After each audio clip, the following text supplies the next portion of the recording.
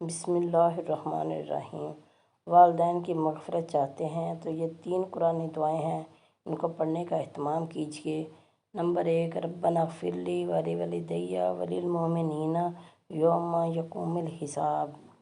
Number 2، رب ارحمہما کما ربیانی صغیرا۔ Number 3، رب اغفر لی ولوالدی۔